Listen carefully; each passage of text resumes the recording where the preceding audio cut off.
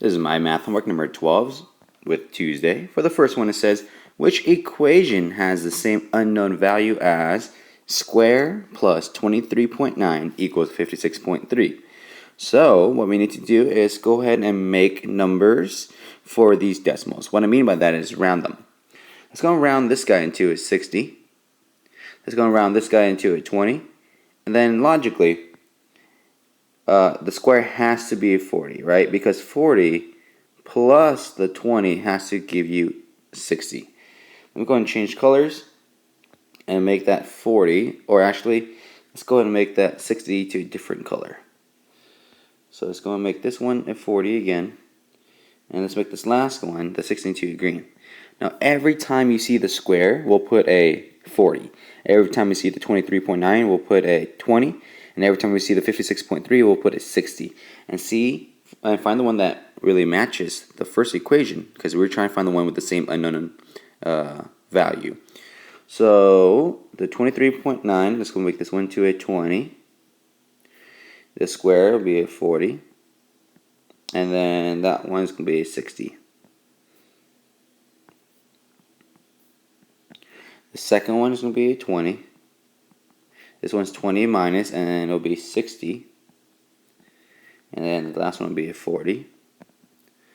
This is a 40 minus a 60 to equal a 20. The last one is going to be 60 plus a 40, which is a square, equals a 20. Now, as you can tell, some of these are really weird, because the D, you can't do 60 plus 40 to give you 20. That would be 100. That would be wrong. For C, you can't do 40 minus 60, because that will give you like a negative number. For B, you can't do 20 minus 60 for the same reason. It will be a negative number. Now, the only one that matches it is the letter A, because an A is 20 plus 40 equals 60. It's just been reversed. It just went backwards. And that makes sense because 20 plus 40 does give you 60. And that's the same thing as your original equation.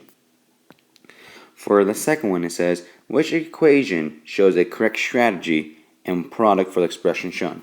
So that is 52 hundredths. And that's 4/10. So we're going to look for something like this. Let's go through the list. The first one, there's 52 hundredths times 4/10. 52 times 4 is equal to 208.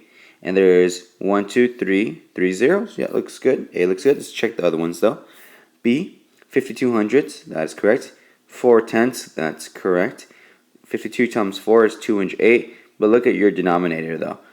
There should be 3 zeros, but there's only 1. So B is wrong. For C, it's supposed to be 52 hundredths, but instead it's 52 tenths. So that's going to be wrong. And D, it is 52 hundredths, but it's not 4 hundredths.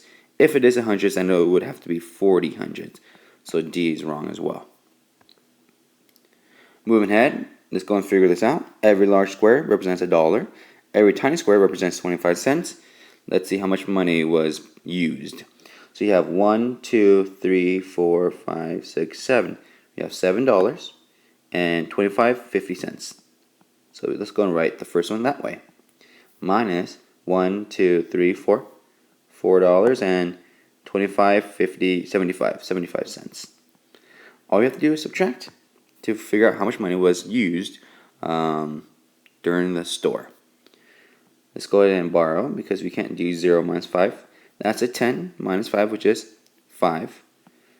Borrow. 14 minus 7 is 7. Decimals go straight down. 6 minus 4 is 2.